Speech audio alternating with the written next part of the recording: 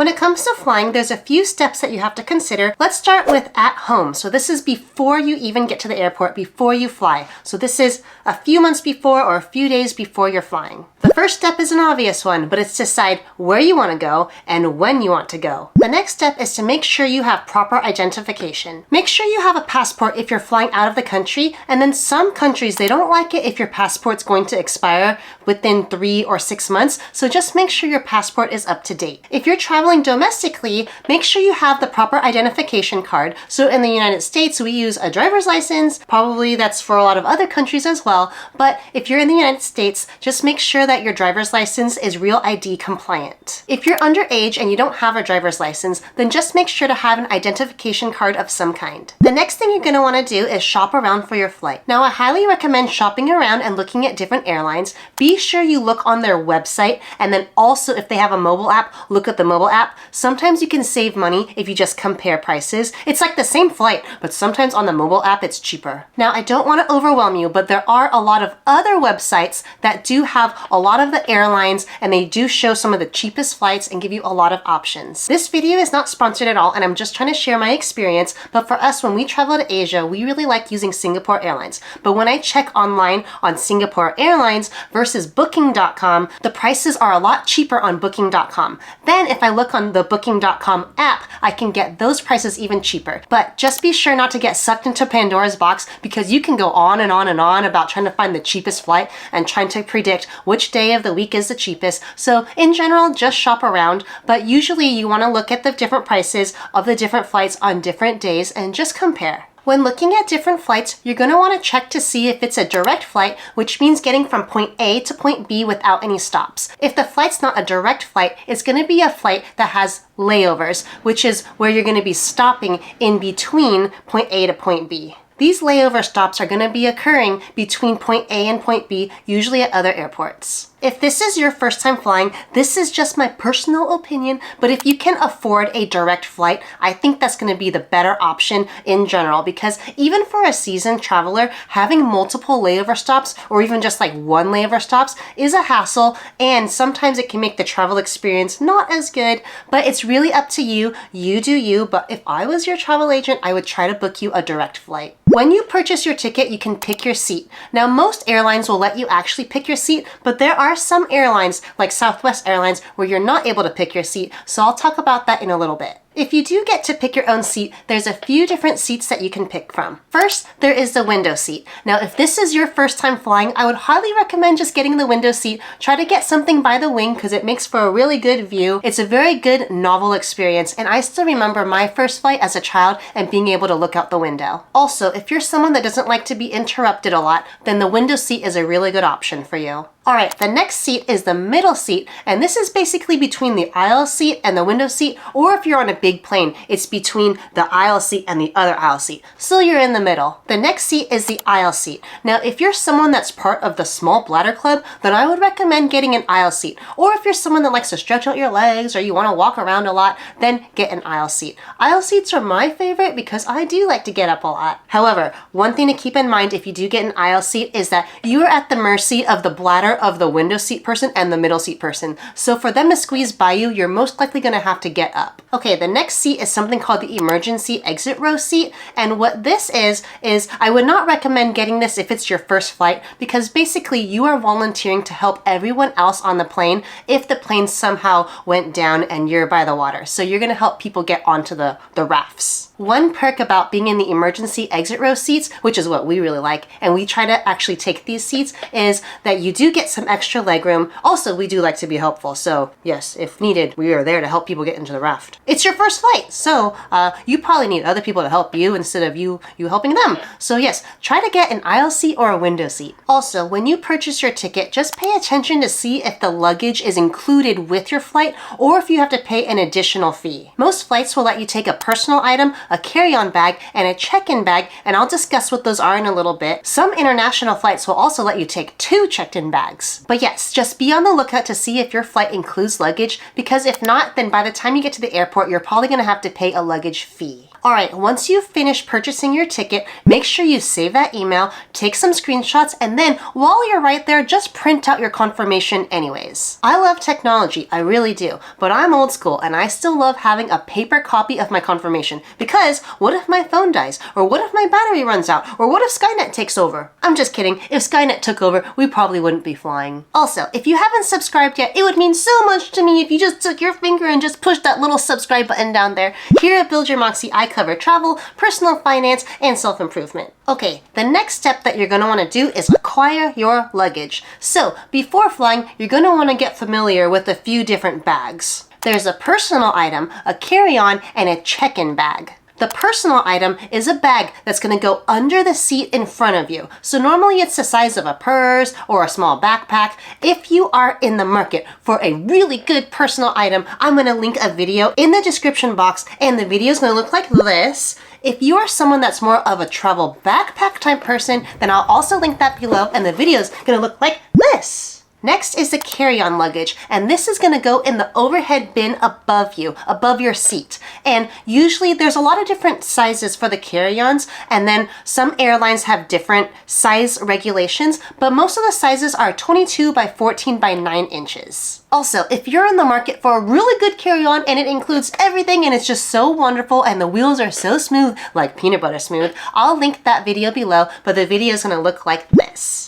While we're on airport lingo, I just want to mention that when someone says cabin luggage, they usually mean the personal item and the carry-on bag. Okay, next is the check-in bag, and this is going to be the bag that does not fly under your seat or overhead. You're going to be giving it to the nice people when you check in, and they're going to put it underneath the plane or in the back of the plane or however the planes work. And these bags, there's a lot of different sizes, but normally the size regulations are 62 linear inches. So what you're going to do, you're going to get yourself a tape measure, and you're going to measure the length, the width, and the depth. And then if you add up all those numbers together, they should be 62 inches or less. If your check-in bag is more than 62 linear inches, then that is now called an oversized bag, and be prepared to pay a little bit extra money. And then also make sure you're checking the airport regulations because sometimes they don't allow for oversized bags. Also, be sure to check the airline specific weight limits of each of the bags. So most of the time with checked-in bags, the one that goes under the plane, those are capped out at 50 pounds. But when we were traveling to Kenya, they capped it out at 42 pounds. So we had to make sure that nothing went past 42 pounds or they would have charged us extra. For the carry-on bags, usually it could be 15 pounds, sometimes 24 pounds, and sometimes they just don't check. So just make sure you're following the rules of the airline. For personal items, usually they don't weigh these, but just make sure to check with the airline. Alright, the next step is to pack your bag. We just talked about the weight restrictions of how much the bags can weigh. So in general, you're going to want to pack strategically. Now, if I included how to pack strategically in this video, it would just be too long, so be sure to take a look at my travel playlist below because I do talk about packing tips and how to travel and more tips and all of that. But here's a little tip for you. Make sure when you're packing your clothing, just try to roll it instead of folding because sometimes that can save some space, and then also try to use compression cubes where it just squeezes out all the air from your luggage. I'll also be sure to link some of my favorite travel items below and a review video on it if you would like to check it out. Alright, while we're on the topic of packing, if we're talking about power banks and external batteries, I just want to mention a few things. So when you are bringing an external battery, you want to bring it with you on your personal item or on your carry-on. Do not leave it in your checked-in luggage. And I'm going to read something for you verbatim. I just looked it up online, but this is the reason why you want to keep your battery packs with you on your person instead of in a checked-in bag. This is what it says from the internet. The reason behind this is that power banks contain lithium-ion batteries, which are considered dangerous goods by the International Air Transport Association, IATA. Lithium-ion batteries have a high energy density, and if not handled correctly, they can pose a risk of fire or explosion. So basically, pretty much if you keep it on you, you can see if there's a problem, versus if it's on the bottom of the plane, that would not be good. Speaking of packing, just make sure you're checking online to see which countries have a list of prohibited items. You want to make sure you're not bringing some weapons or some liquids or substances of any kind, or even some medications. When in doubt, leave it out. As you're packing, just be sure you keep weighing your luggage because then you're gonna end up paying an extra fee, or they might just take your bag and put it underneath the plane. And what if you wanted to keep all that stuff with you? So what I highly recommend getting, and I'll be sure to link everything below, just get yourself a little luggage weigher. So this is a nice tool because you could just keep it with you. So you put the handle of your luggage right here, then you're gonna hold it like this, and then what you do is you're just gonna lift the luggage off the floor. You can put it in pounds or in kilograms. So if you don't have like a standing scale to stand on, this is really handy. You can also use this at the end of your trip if you're someone that likes to buy souvenirs. If you don't have one of these and you're not going to be buying souvenirs and you do have a body weight scale at home, what you're supposed to do is stand on it without holding anything. Stand on it and just see how much you weigh. Get off of it, hold your luggage, stand on it again, and then whatever that is, you're gonna take the first number and subtract it by that number, and that's how heavy your luggage is. Also, I forgot to mention it before, but also linked below is gonna be my free travel budget and planner, and what it includes is a itinerary, how to do some travel research, a to-do list, a packing list, and how to budget. It's completely free and is my gift to you for happy travels. All right, I know I've been talking about a lot of things, and it may seem like it's overkill, but if this is your first flight, you're gonna wanna be thinking about everything until it just becomes automatic in your system. So the next thing you're gonna wanna do is arrange a ride to the airport. So for us, we are so lucky because my little sister drives us to and from the airport, and we just give her money and just pay for her dinner, and it's so wonderful. And we also try to return the favor as much as possible. But if you don't have a little sister that can bring you to the airport, your options are usually buses, shuttles, you can have a friend drop you off, you could take a taxi, you could take an Uber, or you can drive yourself.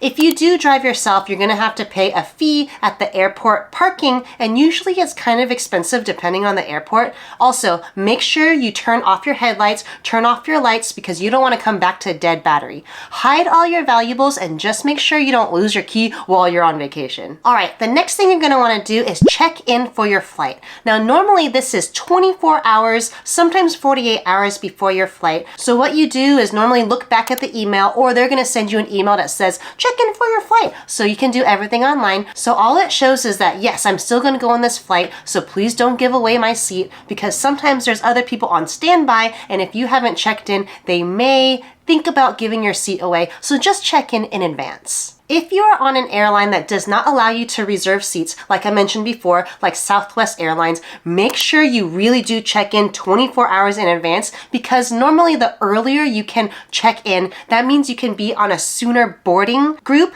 and then you can get your seat quicker. Also, sometimes when you check in, you can get your boarding pass right then. All right, now that we've checked in for the flight, you're gonna wanna make sure you hydrate well, you eat well, and you sleep well, because a lot of times when people travel, they tend to get sick. Also, if you have downloaded my travel budget and planner, you're gonna see in the to-do list section that it says eat corn like a day before. So a lot of people have asked me about this, and I just wanted to explain my reasoning. I'm a physical therapist and I'm very in tune with my body. Also, if you've seen my other travel videos, you'll know I am very in tune with my bowel movements. This is my prediction. I like to see how fast my body regulates my bowel movements. So what I usually do is the day before I travel, I like to eat Chipotle, and I have them put corn in it. And if you've ever eaten corn, you know that not all that stuff is digested. So when you look in the little potty and your little poo-poo, you're gonna see, oh look, there's some corn there. So usually when I'm traveling, I like to just check and say, oh, wow, I really was constipated. Like 4 days later, there's my corn. But hopefully it's not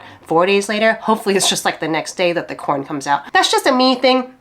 You don't have to eat corn before you travel, but it is fun if you do. Also, if you have any questions or you just want to say hi, then leave me a comment below, because I do read all my comments and I do my best to try to get back to all of them. All right, so that's it for just this first part of the video, but be sure to take a look at part 2, which covers what to do once you get to the airport and what to do in the air, and I'll link that right here.